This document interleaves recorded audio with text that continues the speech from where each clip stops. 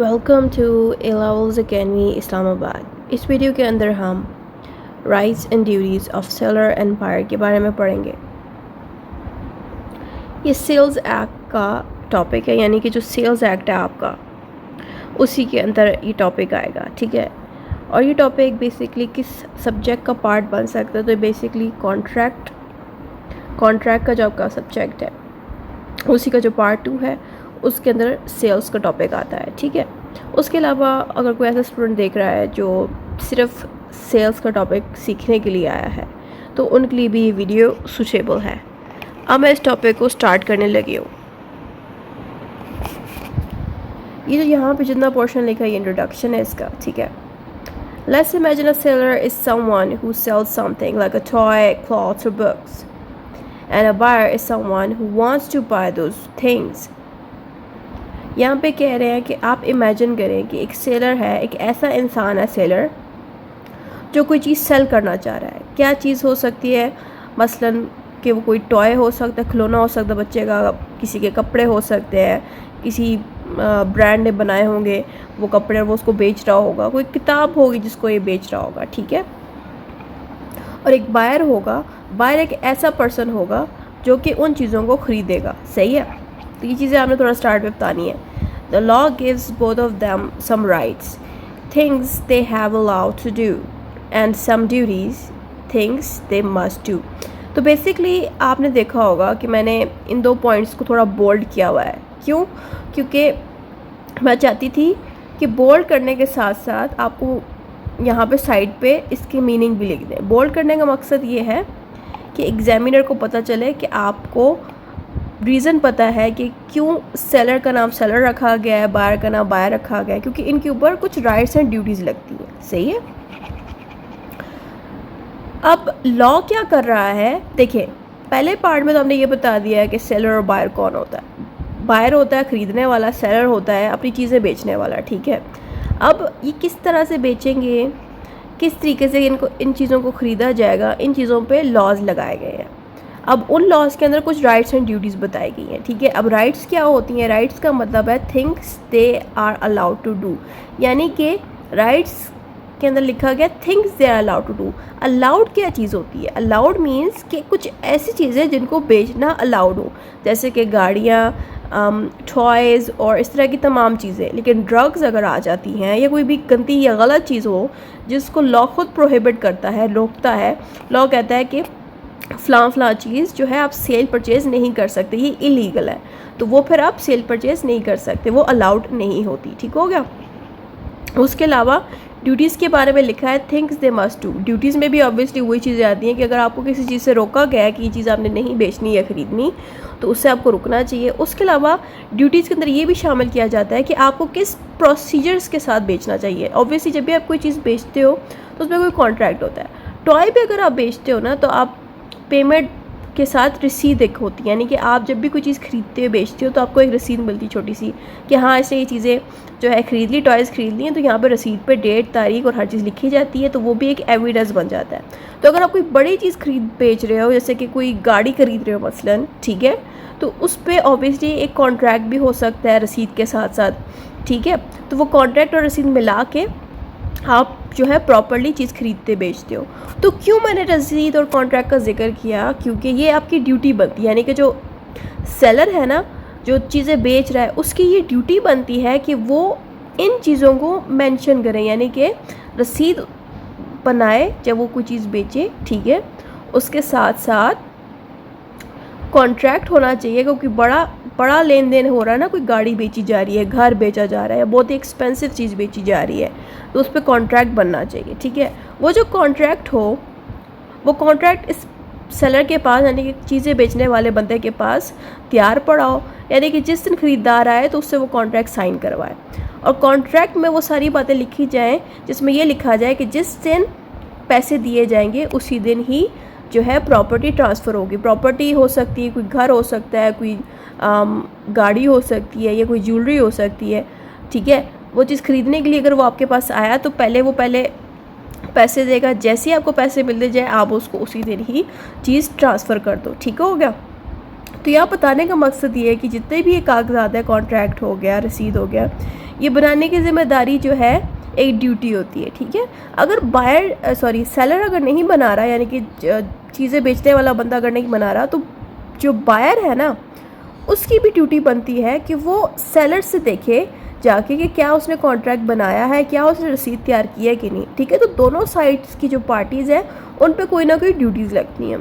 तो ये सारा कुछ हम इस वीडियो की तमाम तफसील में देखेंगे, ठीक हो गया। तो ये सारा मैंने शॉर्ट करके यहाँ पे भी एक्सप्लेन कर दिया और आगे भी एक्सप्लेन करती जाऊँगी, सही है। नेक्स्ट हेडिंग पे लिखा है राइट्स ऑफ अ सेलर। तो स्टार्टिंग में हमने सेलर को प्रॉपरली एक्सप्लेन करना है, सही है। अब आप स्क्रीन पे देख रहे हैं कि इसमें सिर्फ सेलर का जिक्र है, क्यों? क्योंकि हमने स्टेप बाय स्टेप एक्सप्लेन करना है। पहले हमने सेलर को एक्सप्लेन करना है और बाद में बायर को। आपकी मर्ज़ी है, बायर को पहले एक्सप्लेन करना चाहे तो बायर की राइट्स पहले एक्सप्लेन कर दें, ठीक हो गया। तो मैं अभी स्टार्टिंग पे सेलर के राइट्स को एक्सप्लेन करूँगी, सही है। तो आपने हेडिंग इस तरह से दे दी है, राइट्स ऑफ सेलर, ठीक है। तो आप चाहें तो इसको एक्सप्लेन कर दे इस तरह से, जैसे मैंने लिखा है the one who sells the things, ठीक है। ये तो नहीं लिखना चाहते, ये बेशक ना लिखें, इतना भी इनफ है, ठीक है।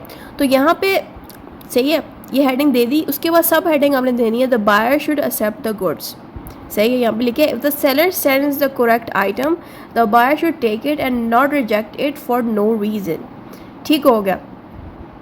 मिसाल के तौर पे एक इंसान है, ठीक है, उसने कोई प्रोडक्ट मंगवाया है, ये बायर है, इसने कोई प्रोडक्ट ख़रीदा है, ठीक है, सेलर से। कोई भी चीज़ होगी, कोई मज़े की, एक बंदे को सोशल मीडिया पे कोई मज़े का आइटम दिख गया, कोई हेयर ब्रश हो गया, कोई भी नेल पेंट हो गया, कोई भी अच्छी सी चीज़ किसी को दिखी, उसने कहा मैं ऑर्डर करता हूँ, ठीक है। अब बायर ने क्या किया, सेलर से, यानी कि जो बंदा सेल करता है वो प्रोडक्ट, उससे कहा कि मुझे चीज़ दे दो। अब सेलर ने वो चीज़ इसके घर भिजवा दी और वो आइटम भी, वो प्रोडक्ट भी एकदम ठीक है, उसमें कोई ख़राबी भी नहीं है और वो उसकी पसंद की चीज़ है। तो बायर को चाहिए कि वो उस प्रोडक्ट को एक्सेप्ट करे, रिजेक्ट करने की बजाय, क्योंकि उसने खुद ही, बायर ने जो है खुद ही कहा था कि मुझे ये प्रोडक्ट चाहिए।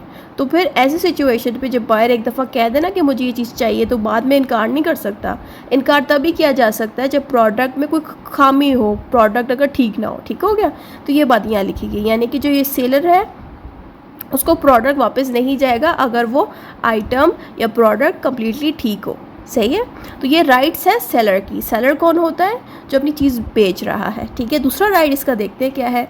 दूसरा राइट है the seller can ask for money if the buyer refuses, यानी कि अगर बायर जिससे चीज़ खरीदी है, अगर वो पैसे ना दे और पैसे देने में कहे कि no I don't want it, यानी कि वो मंगवाए, बाद में कहे कि नहीं मुझे ये चीज़ चाहिए ही नहीं है, मैं पैसे ही नहीं दूंगा, खुद ही उसने मंगवाया, तो जो सेलर है, जो चीज़ बेच रहा था, वो कह सकता है, डिमांड कर सकता है कि आप प्लीज़ मुझे पैसे दे दें इस चीज़ की। एंड ऑब्वियसली जो बायर है जिससे चीज़ मंगवाई थी, ये सपोज ये जो डॉट है, मिसाल के तौर पे ये कोई आइटम है या कोई प्रोडक्ट है, ठीक है। आप ये बायर साहब जो है कह रहे हैं कि मुझे अब ये प्रोडक्ट नहीं चाहिए, अचानक इसने कहा नहीं चाहिए। अब कोई रीज़न भी इसने नहीं दिया, यानी कि इसने कोई रीज़न नहीं दिया, गुड रीज़न नहीं दिया कि क्यों उसको ये प्रोडक्ट नहीं चाहिए, और इसने खुद ही ख़रीदना था, ठीक है। तो ऐसी सिचुएशन पे सेलर जो है डिमांड कर सकता है पैसे की, क्योंकि बायर ने पहले तो एक प्रोडक्ट मंगवा लिया या प्रोडक्ट को पसंद कर लिया और बाद में फिर उसको रिजेक्ट करना शुरू कर दिया क्योंकि पैसे मांग रहा है सेलर, ठीक है। तो ये भी एक राइट है सेलर के पास कि वो पैसे की डिमांड कर सकता है अगर जो है बायर तंग करे पैसे देने वक्त, ठीक हो गया। दूसरा राइट देखना इसका क्या है। दूसरा राइट है हमारे पास the seller has a right to get paid, the seller must get the money for the goods as promise. तो यहाँ पे बताया जा रहा है कि जब आप किसी आदमी से, ठीक है, सपोज ये कोई बंदा है, सेलर है, ठीक है, जो अपनी प्रोडक्ट्स बेच रहा है, ये अगर आपको कोई चीज़ बेच रहा है तो आपके ऊपर ड्यूटी बनती है कि सेलर को आप इनके पैसे दो, यानी कि अब यहाँ पे देखो ड्यूटी किस पे लग रही है, बायर पे लग रही है। राइट्स किसको मिल रहे हैं? सेलर को। अभी ऑब्वियसली इसकी ड्यूटी भी आएगी हमारे पास, पहले हम राइट्स देखते हैं ना। तो बायर क्या करेगा, बायर के ऊपर ड्यूटी बनती है कि वो सेलर को पैसे दे। तो सेलर को पैसे देना क्या हुआ, राइट हो गया सेलर का, ठीक हो गया। तो ये मैंने आसान करके समझाया, सिंपल वर्ड्स में ही बताया, इसमें तो कोई कंफ्यूज होने वाली बात नहीं है कि आपको दुकानदार को पैसे देने हैं। अगर आपने कोई चीज़ खरीदी है तो आपके ऊपर रिस्पॉन्सिबिलिटी बनती है ना कि आप उस बंदे के पैसे दें। तो यही बात यहाँ पे लिखी गई है। The seller can go to the court.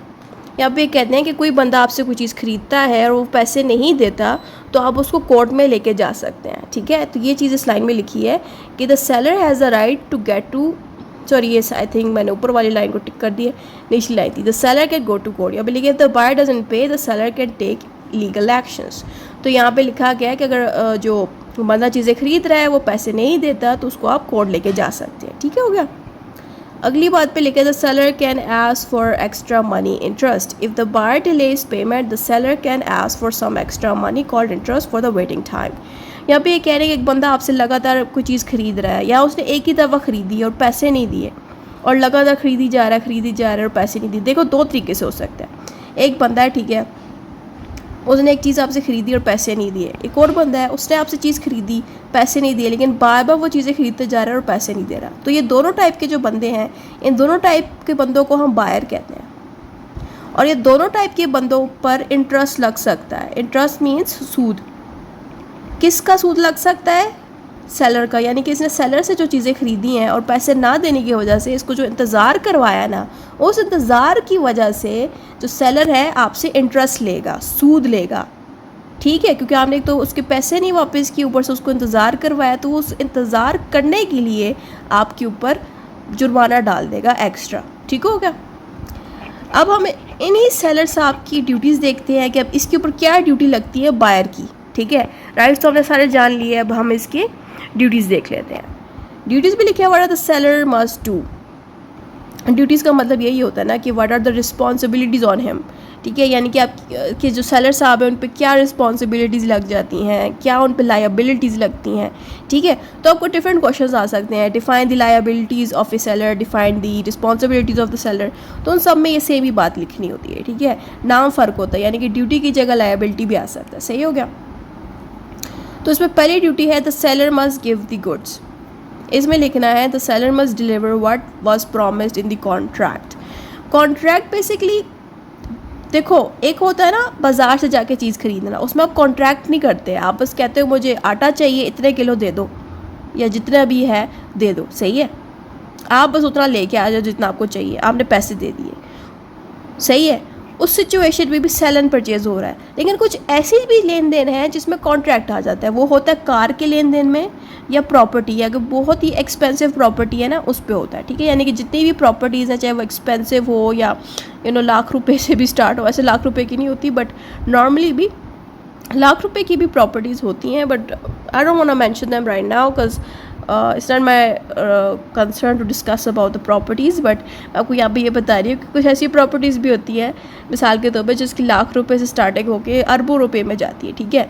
तो ऐसी प्रॉपर्टीज़ पे कॉन्ट्रैक्ट्स होते हैं, यानी कि आप किसी को कुछ देने से पहले उनसे कॉन्ट्रैक्ट करवाते हो।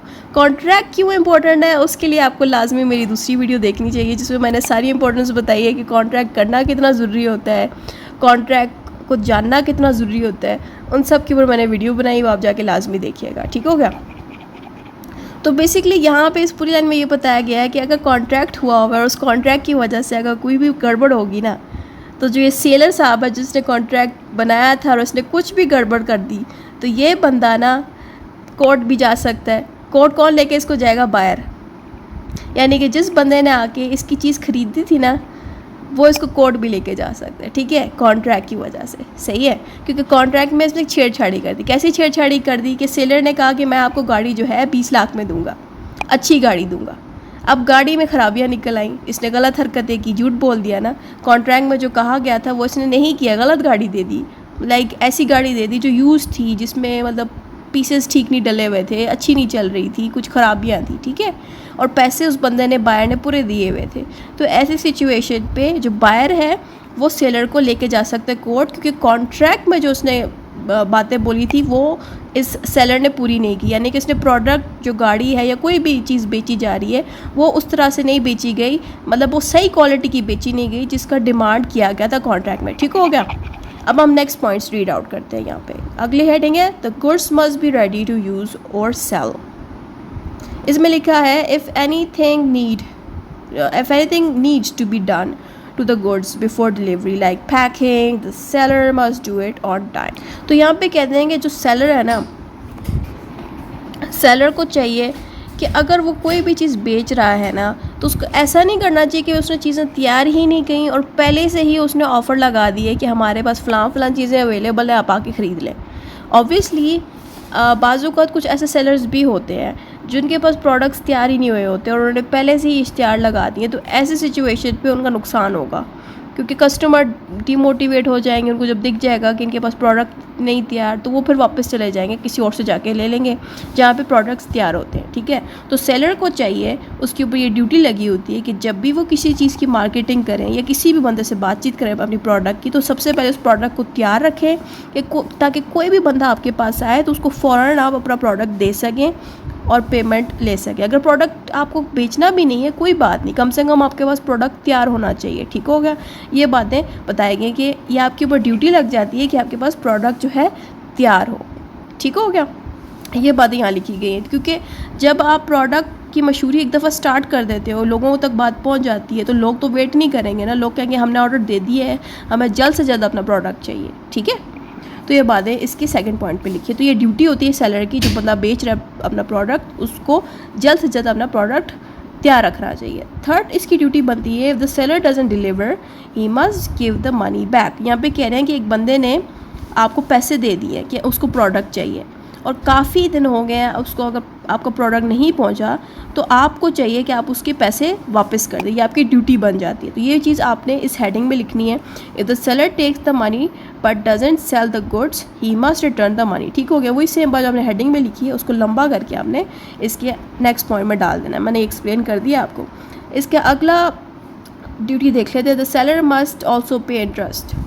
If he delays in returning the money, he must add a bit extra for waiting time. तो यहाँ पे कह रहे हैं कि अगर आपने ज़रूरत से ज़्यादा एक बंदे को वेट करवाया, प्रोडक्ट भी एक तो नहीं दिया, ऊपर से इतने वक्त से वेट करवाया, तो आपके ऊपर इंटरेस्ट लग सकता है। या तो आप खुद ही उसको इंटरेस्ट लगा के पैसे वापस दे दें ताकि आपका कस्टमर खुश रहे कि आपने उसके पैसे डबल करके वापस किए हैं, या फिर जो बायर है वो आपसे डिमांड भी कर सकता है कि देखो मैंने आपसे जो है 1000 रुपये का प्रोडक्ट लिया है तो आप मुझे 2000 वापस करें, क्योंकि एक तो आपने मुझे वेट करवाया, ऊपर से प्रोडक्ट भी नहीं दिया। ठीक है, वो भी डिमांड कर सकते हो। तो बेहतर है या तो आप खुद ही उसको दे दें थोड़ा सा इंटरेस्ट बढ़ा के, या वो खुद भी डिमांड कर सकता है। तो ये भी एक तरह की आप पे ड्यूटी लग सकती है। सही है, आम तौर पे तो मैंने किसी को देखा नहीं है कि वो इंटरेस्ट बढ़ा के दे, बट कुछ ना कुछ लोग अपने कस्टमर्स को खुश रखने के लिए ऐसा करते हैं। ठीक हो गया, अगले पॉइंट में लिखा है, if something is wrong with the goods the seller must pay for the problem. For example, if the item breaks early और is not what was promised the seller must pay for the loss. This is called the warranty. तो basically जब भी आप अपनी कोई चीज़ खरीद के लेके आते हो घर, तो उसके साथ आपको हमेशा एक वारंटी लिखी हुई मिलती है हर चीज़ पे। वो वारंटी इसलिए लिखी जाती है ताकि अगर वो चीज़ इतने से, मिसाल के तौर पे आप फ्रिज लेके आए, उसके साथ लिखा हुआ है 20 साल वारंटी। 20 साल का मतलब ये है कि अगर इन 20 सालों में आपका फ्रिज अगर ख़राब होता है, कोई भी उसमें प्रॉब्लम आती है, तो जिन लोगों से आपने वो फ्रिज ख़रीदा था उनको आपने उसी 20 सालों के पीरियड के अंदर ही जो है फ्रिज लेके जाना है, उनसे कहना है कि अब ये ख़राब हो गया, और वो जो वारंटी पेपर है जो उन लोगों ने आपको दिया था वो उनको देना है जाके। अगर वो वारंटी पेपर गुम गया ना आपसे, तो फिर तो आपके लिए मुश्किल हो जाएगा उस फ्रिज को कम पैसों में या फ्री में ठीक करवाना। ठीक है, तो बेसिकली जो वारंटी है ना, इसका मतलब ये होता है कि फ्री में आपका फ्रिज ठीक हो जाएगा, या आपको रिपेयरिंग के पैसे दे देंगे या कोई मदद कर देंगे। ठीक है, कि मतलब फ्रिज चेंज कर दिया या कोई और काम कर दिया।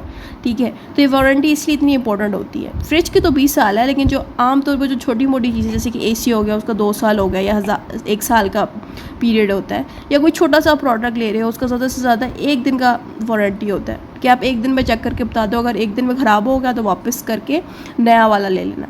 ठीक है, तो ये वारंटी क्यों दी जाती है? ताकि आपका अगर प्रोडक्ट ख़राब हो जाता है तो आप हमें रिटर्न कर दो। तो ये भी ड्यूटी होती है सेलर की, यानी कि जो बंदा अपना प्रोडक्ट बेचता है तो उसके ऊपर ड्यूटी लग जाती है कि अगर प्रोडक्ट में ख़राबी है, कोई मसला है, तो आप हमसे वापस कर सकते हो। ठीक हो गया, तो ये बातें यहाँ लिखी गई हैं। तो बस इतना ही था इसकी ड्यूटीज़ एंड राइट्स में।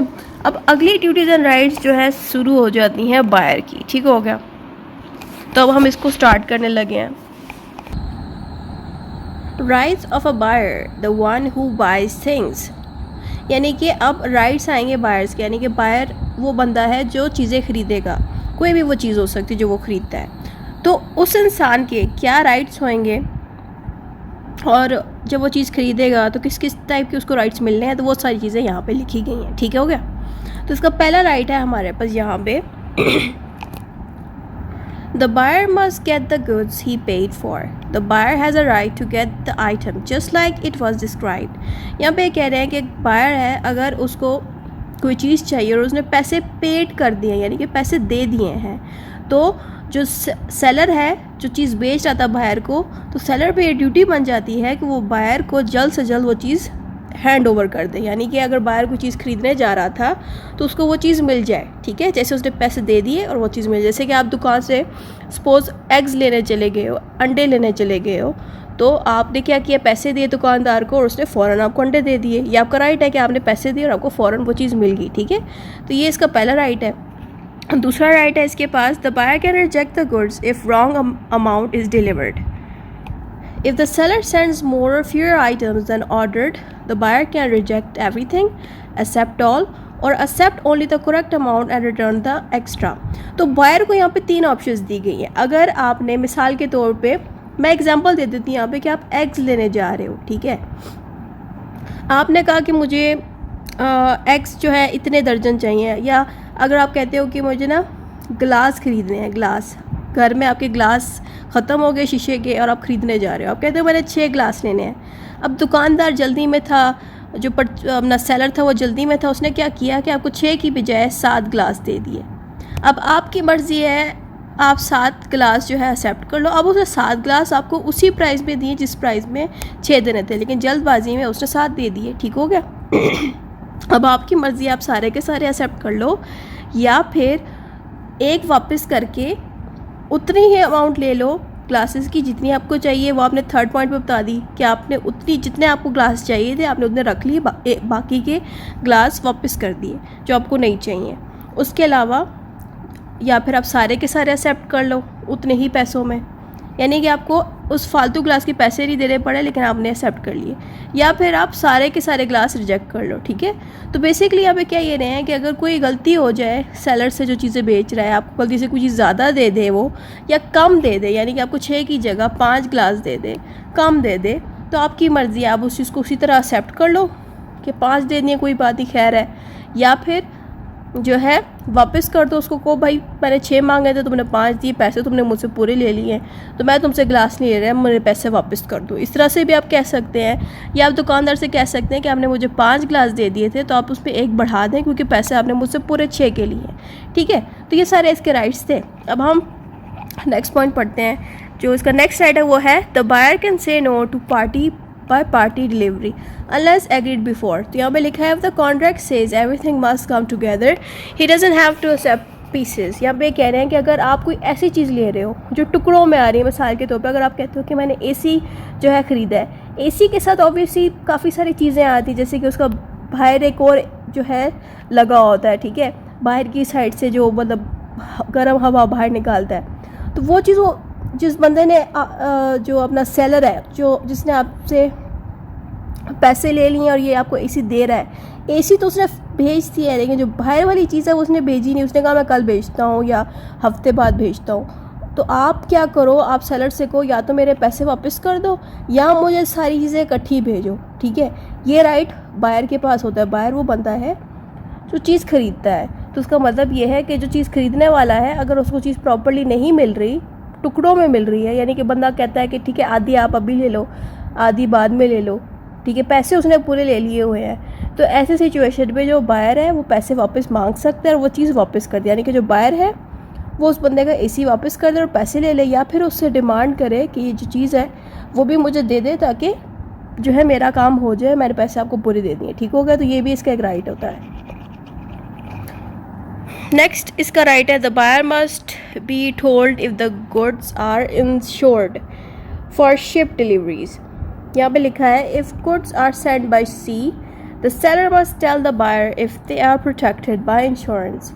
यहाँ पे कह रहे हैं कि अगर आपका कोई भी सामान सी से आ रहा है, यानी कि समंदर से आ रहा है, समंदर, ठीक है, तो ऐसी सिचुएशन पे जो सेलर है वो इंश्योर करे बायर को कि आपकी इंश्योरेंस सेव रहेगी, यानी कि जो आपके प्रोडक्ट्स हैं, जो चीज़ें आप ख़रीद रहे हो, उनकी जो इंश्योरेंस आपने लगवाई हुई है वो सेव रहेगी, ठीक है। तो ये जो पूरा प्रोसेस है इंश्योरेंस का, कि इस पे सी और इंश्योरेंस का आपस में क्या लेना देना है, तो ये समझने के लिए आप मेरी दूसरी वीडियो देखिएगा। तो यहाँ पे एक आई का साइन आपको शो होगा टॉप पे इस तरह, तो वहाँ पे मैं वीडियो इसकी लगा दूँगी, ठीक हो गया, जिसपे मैंने इंश्योरेंस का पूरा टॉपिक एक्सप्लेन करूँगी, लॉ के अंदर कैसे आता है, और अगर आप ट्रांसपोर्ट करते हो क्योंकि अपना प्रोडक्ट शिप के थ्रू, सी के थ्रू, समंदर के थ्रू, तो उस पर किस तरह से आपका इंश्योरेंस मदद करती है बायर को, ठीक है। तो वो मैं उधर समझा दूँगी, यहाँ पे भी उसका यूज़ है। अगर आपको ये यहाँ पे समझ नहीं लग रही, बेशक आप ये पॉइंट ना लिखें, तो वो वीडियो जब आप देख लेंगे तो आपको इंश्योरेंस और ये सी का प्रॉपर प्रोसीजर समझ आ जाएगा, ठीक हो गया। तो इसका दूसरा राइट देख लें आप, the buyer can check the goods before saying yes, the buyer can look at the goods to make sure they are right. यानी कि अगर आपके पास कोई चीज़ आती है, आप पैसे देने से पहले उनके प्रोडक्ट को देख सकते हैं, ये राइट भी उनके पास मौजूद होता है बायर के पास, खरीदने वाले बंदे के पास, ठीक हो गया। If the goods are mixed और रॉन्ग, एक और इसका राइट यहाँ पे लिखा है, if the seller sends good that are mixed up और not what was promised, the buyer can accept the correct ones only और रिजेक्ट एवरीथिंग। यहाँ पे कहने अगर आपको कोई डब्बा आया, ठीक है, उसमें आपका सामान आना था, ठीक है, अब उस सामान के अंदर कुछ ऐसा सामान भी मिक्स हो गया जो ख़राब है, यानी कि कोई आपने ऑनलाइन शॉपिंग की है मिसाल के तौर पे, सेलर ने आपको भेज दी हैं चीज़ें और बायर तक वो पहुंच गई हैं, जैसे ही वो बायर को पहुंची हैं तो उसके साथ जो डब्बा आया था ना जिसके अंदर चीज़ें थी, तो उसमें आधा जो यहाँ पे सामान पड़ा है वो बिल्कुल ठीक चल रहा है, लेकिन आधा ठीक नहीं है।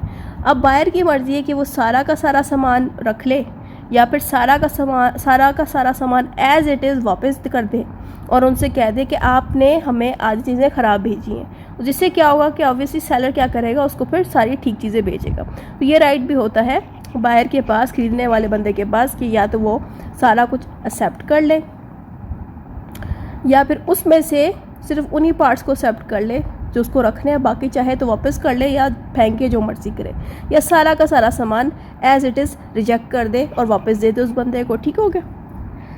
The buyer can ask for money back with interest, यहाँ पे लिखे the seller doesn't deliver the goods, the buyer can ask for money back for extra interest. यहाँ पे कह रहे हैं अगर जो सेलर है ना वो अगर अपना टाइमली आपको अपनी प्रोडक्ट नहीं देता और आपको बहुत ज़्यादा इंतज़ार करवाता है और आपसे पैसे भी ले लेता है, तो आप डिमांड कर सकते हैं सेलर से कि मुझे मेरे पैसे वापस करें और डबल करके वापस करें, ठीक है, क्योंकि एक तो आपने वेट करवाया, सामान भी हमें नहीं दिया, ठीक है, तो ये चीज़ें भी आपको मिलेंगी, यानी कि आपको राइट मिलेगा, सही है।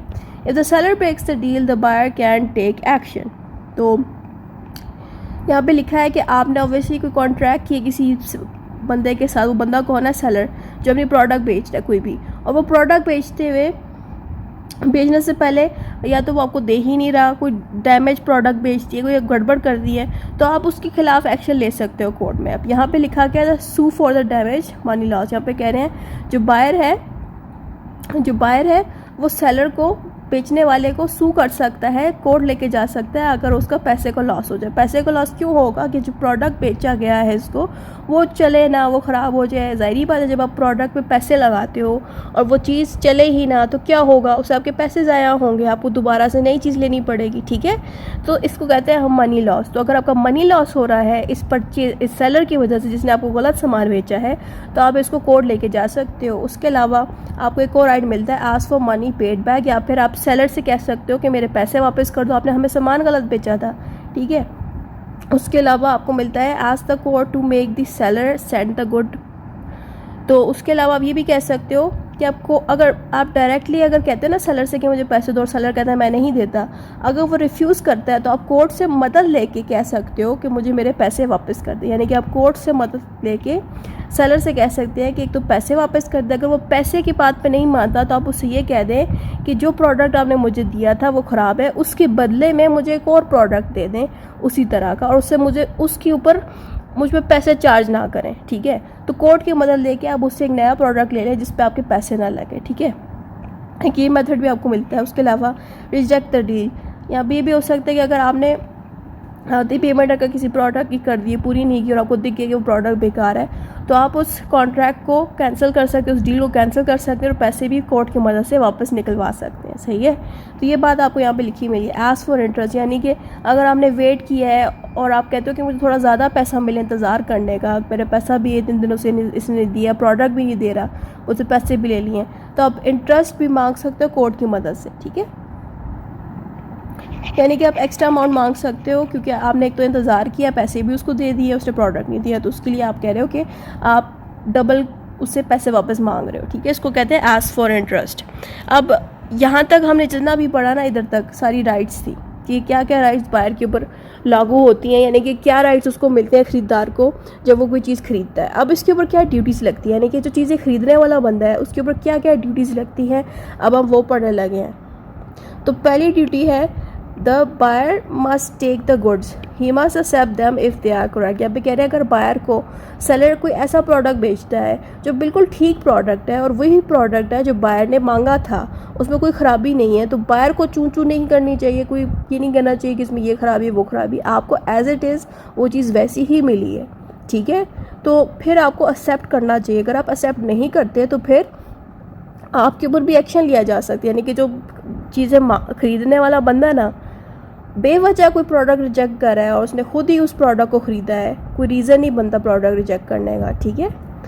तो ऐसी सिचुएशन पे इस आप ख़रीदने वाले बंदे पे भी केस हो सकता है। कोई बंदा जो सेलर है वो उसको कोर्ट लेके जा सकता है कि भाई ये इसने मुझसे प्रोडक्ट ले ली है, ठीक है, ठीक ठाक प्रोडक्ट है, पैसे वापस मांग रहा है, तो इस तरह की बातें भी हो सकती है। इसलिए जो बायर है उसकी ड्यूटी बनती है कि अगर प्रोडक्ट में कोई कमी नहीं है तो वो उस प्रोडक्ट को ख़रीद ले, एक्सेप्ट कर ले, ठीक है। खरीद तो ऑब्वियसली उसने लिया, लेकिन उसको एक्सेप्ट कर ले कि ठीक है मैंने पैसे दे दिए, प्रोडक्ट भी ठीक है, मैं इसको एक्सेप्ट करता हूँ, तो ये ड्यूटी बनती है। उसके अलावा द बायर मस्ट पे, यहाँ पे कह रहे हैं कि अगर बायर ने कोई प्रोडक्ट लिया है तो उसकी ड्यूटी बनती है कि उसके पैसे दे, he must pay the price promise for the goods, ठीक हो गया। The buyer must ask for delivery, he should tell the seller when he is ready to take the goods, यानी कि जो बायर है उसकी रिस्पॉन्सिबिलिटी बनती है, यानी कि जो ख़रीदने वाला बंदा है ना, आप मिसाल के तौर पे दुकान में जाते हो, आप दुकान पे जाके यही कहते हो ना कि मुझे जो भी सामान है परसों तक मेरे घर तक पहुंचा दो इस एड्रेस पे, आपको अपने मुंह से जाके प्रॉपर्ली अगले को कहना है। यानी कि जो बायर है, ख़रीदने वाला बंदा है, उस पर ये रिस्पॉन्सिबिलिटी भी लगती है कि अगर आप कोई बड़ी चीज़ खरीद रहे हो या ऐसा कोई इवेंट हो गया है, उस इवेंट के लिए कोई चीज़ खरीद रहे हो, तो आपकी ऊपर ड्यूटी लगती है कि आप अगले को प्रॉपर्ली आगाह करो कि फ़लाँ जगह पे प्रोडक्ट की डिलीवरी होनी चाहिए, ठीक है। तो ये बायर की ही रिस्पॉन्सिबिलिटी है, यानी कि जो बंदा ख़रीद रहा है, ठीक है, कि वो अगले को प्रॉपर एड्रेस बताए। देखो अगर बायर ने खुद ही गलत एड्रेस बताया ना, तो आप सेलर को नहीं कोर्ट लेके जा सकते, आपको कोर्ट बायर को ही लेके जाना है। देखो अगर सेलर ने खुद ही गलती से आपकी जगह किसी और का एड्रेस पे भेज दिया तो वो सेलर रिस्पॉन्सिबल हुआ, लेकिन अगर आपने खुद ही अपने घर का जो एड्रेस है वो गलत बता दिया सेलर को और आपने खुद ही ये किया है, तो फिर आप खुद फंसोगे, आपको कोर्ट खुद फिर कहेगी कि आपने क्यों इसको गलत एड्रेस दी और आप फिर इस पे इल्ज़ाम लगा रहे हो, ठीक है।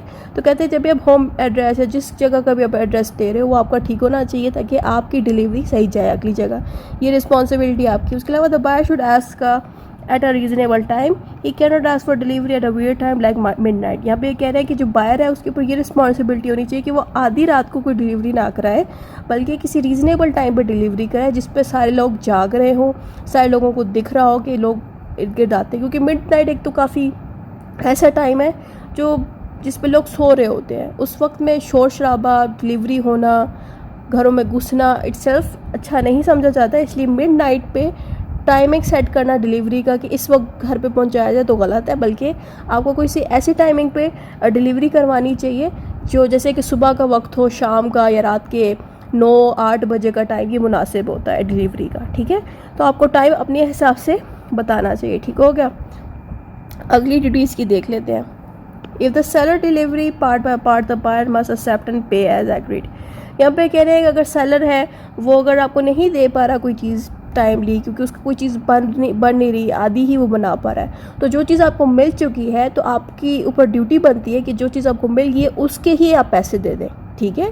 यानी कि जो चीज़ आपको मिल गई है उस चीज़ के आप पैसे दे दें और उस प्रोडक्ट को आप एक्सेप्ट कर लें, और जब तक दूसरा प्रोडक्ट नहीं तैयार होता आप थोड़ा वेट कर लें, दूसरा प्रोडक्ट आए फिर उसको एक्सेप्ट करें, उसकी पेमेंट दें।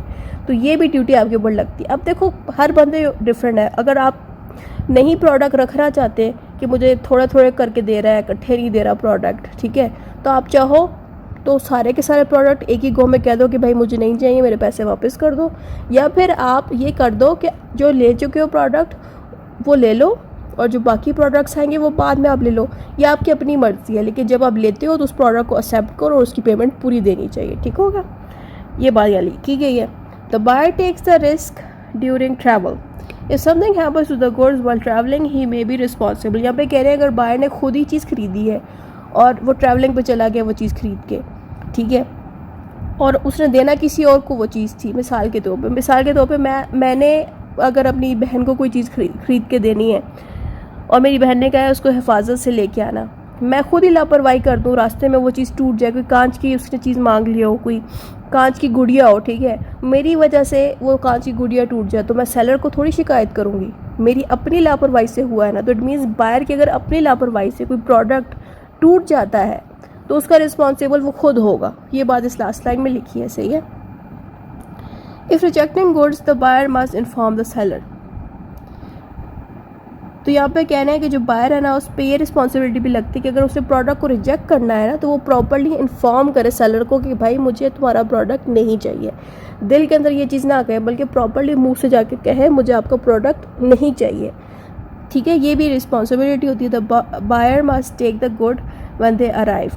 तो यहाँ पे ये है कि अगर बायर ने कोई चीज़ खरीदी है और वो आपके घर तक पहुँच जाई है, तो बायर को चाहिए वो उस चीज़ को एक्सेप्ट कर ले, ठीक है। तो ये बात यहाँ लिखी गई है।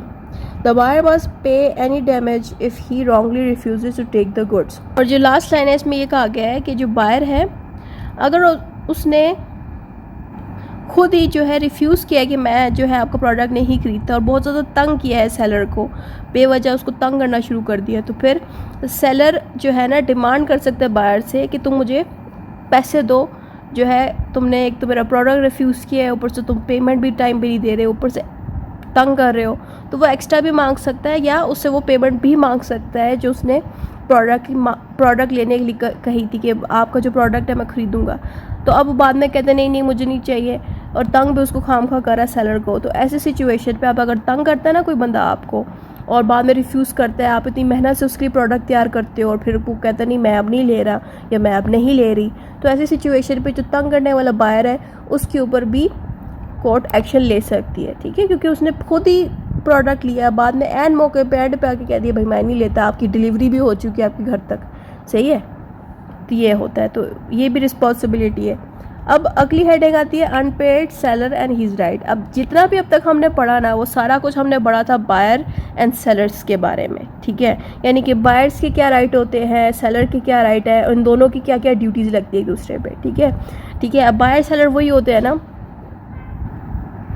अब इसमें आएगा अनपेड सेलर और उसके rights. When the seller hasn't been paid. अब सेलर वो इंसान होता है जो प्रोडक्ट सेल करता है। अब इसको अनपेड सेलर इसलिए कहा जाता है क्योंकि इसने प्रोडक्ट दे दी और इसको पैसे नहीं मिले, इसलिए इसके ऊपर टाइटल लग जाता है अनपेड सेलर का। अब इस पे हु इज़ अनपेड सेलर?